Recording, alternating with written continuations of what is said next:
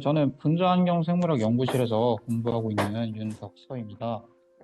이번에 이렇게 기회가 돼서 발표하게 된 논문은 저희 연구실에서 키우는 해양 윤충류인 브라키오너스 코리아누스라는 종에 트리부틸틴이 노출이 되면 독성을 나타내게 되는데, 이 독성이 환경에 있는 먹이 양과 또 마이크로플라스틱이 같이 노출이 되었을 때 어떻게 변화하는지를 확인한 논문입니다. 먼저 트리부틸틴은 일반적으로 선박의 바닥에 따개비와 같은 부착 생물들의 부착을 막기 위해서 방호 페인트로 과거에 많이 사용되었던 물질입니다. 그렇기 때문에 당연히 이제 선박의 바닥에 많이 칠해졌기 때문에 수생 환경에 많이 녹아들 수밖에 없었고, 또 다양한 수생 동물들을 대상으로 진행된 수많은 연구에서 대부분 그 노출된 수생 동물에게서 생식 능력 장애가 확인이 되었습니다. 알을 많이 못 낳거나 또 알에서 부화를 못하거나 부화를 해도 정상적으로 발달을 못하거나 하는 등의 꽤 심각한 영향을 나타냅니다. 이번에 연구 실험 동물인 해양 윤충류는 이제 저희 연구실에서 키우고 있는 주종인데, 많은 오염물질을 대상으로 독성을 평가하는 모델 종으로서 많은 연구가 되고 있습니다. 그중에 특히나 다루기가 더 쉬운 종이 이 브라키오너스 코리아누스라서 선정을 하게 되었고요. 저희 연구실 논문 중에 이 논문이 발표되기 전에 이미 이 브라키오너스 코리아누스라는 종의 트리부틸틴을 노출시켜서 그 다니엘 어드버스 이펙트를 확인한 논문이 이미 있었는데, 다른 연구들과 마찬가지로 트리부틸틴에 의해서 브라키오너스 코리아누스의 생식력이 저하하였고 수명이 감소하는 결과를 얻을 수 있었습니다. 그래서 이 연구의 목적은 이 윤충류에 트리부틸틴이 데미지를 주는 건지 알겠는데, 그렇다면 이것이 다른 요인에 대해서 어떻게 변화할 수 있는가를 확인하는 것이었습니다. 그래서 그 다른 요인으로 두 가지를 선정했는데, 첫 번째로 이제 식이 조절이라는 요인을 먼저 정했습니다. 이 연구를 시작할 때 한창 식이량에 따른 인비보 스테이터스 변화를 저희가 다른 종과 케미컬을 가지고 연구를 하고 있었어요. 그래서 같은 스토리라인을 따라가기 위해서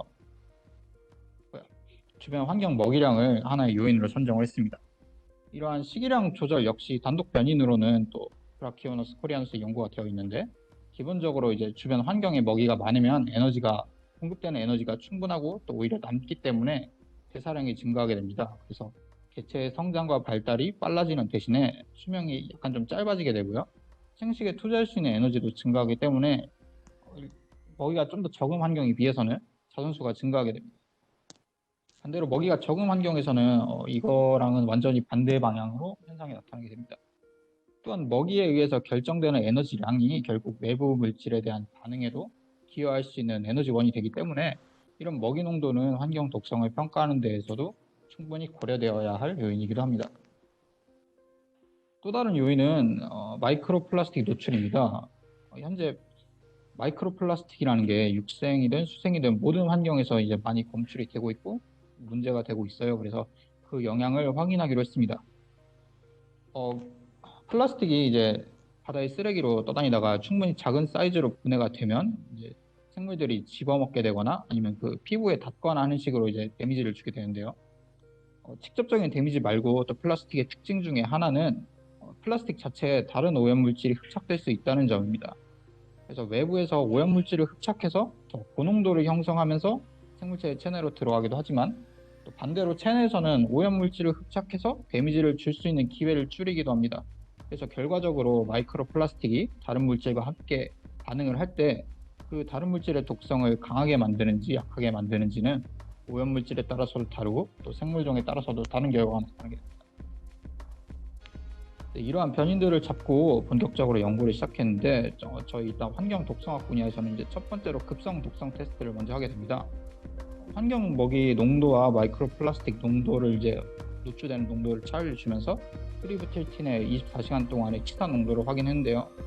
결과적으로는 환경에 먹이가 많을수록 트리부틸틴의 독성이 완화됐고요. 그다음에 마이크로 플라스틱의 경우는 마이크로 플라스틱이 주변에 많이 존재할수록 트리부틸틴의 독성이 완화되는 것으로 나타났습니다. 로티퍼 내부에서의 아마도 마이크로 플라스틱 흡착의 효과가 약간은 좀 더 크게 기여하지 않았나 생각하고 있습니다.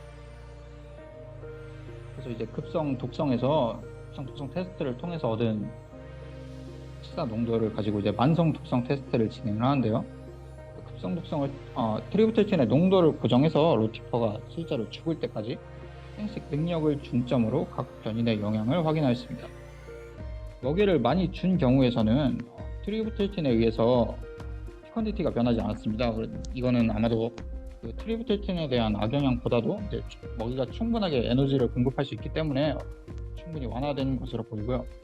그다음에 왼쪽에 먹이를 정상적으로 최적의 조건으로 준 경우와 그다음에 먹이를 부족하게 준 경우에는 트리부틸틴이 처리된 경우에서 다 컨트롤과 비교해서 피컨디티가 매우 크게 줄어들었습니다. 그리고 또 적은 먹이 조건의 경우에서는 마이크로플라스틱에 대한 추가 노출에 의해서는 유의한 정도로 약간 회복되었습니다.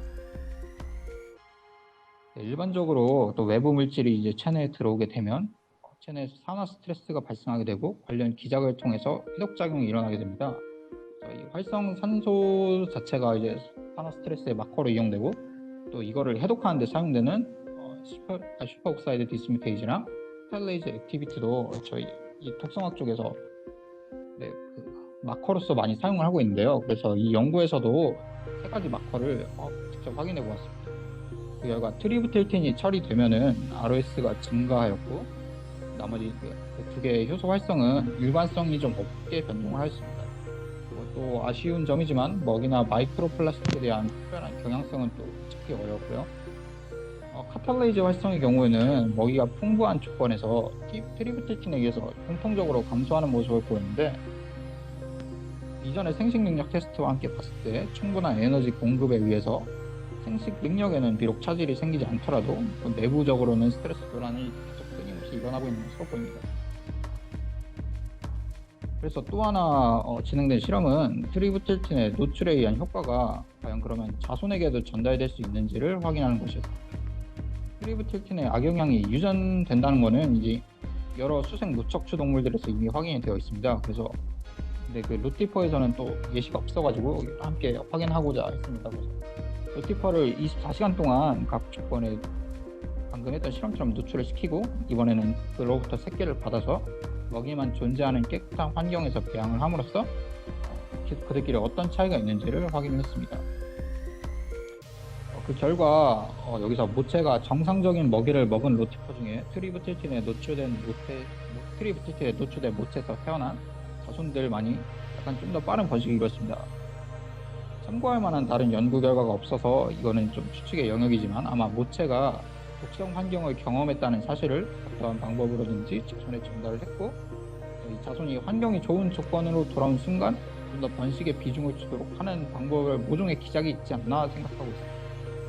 어쨌든 이러한 현상은 다른 먹이 조건에서는 볼 수가 없었는데요. 그래서 적은 먹이를 먹은 모체에서 태어난 루티퍼는 모체 자체가 이미 부실한 영양 상태를 가지고 있었기 때문에 자손이 좀 부실한 상태로 태어났고 그래서 번식 자체가 전체적으로 느려지는 것으로 보입니다. 또 많은 먹이를 먹은 모체에서 태어난 루티퍼는 모체가 애초에 불리한 환경이라고 인식을 잘 안 했기 때문에 자손에게도 특별한 변화가 나타나지 않을 것으로 보입니다.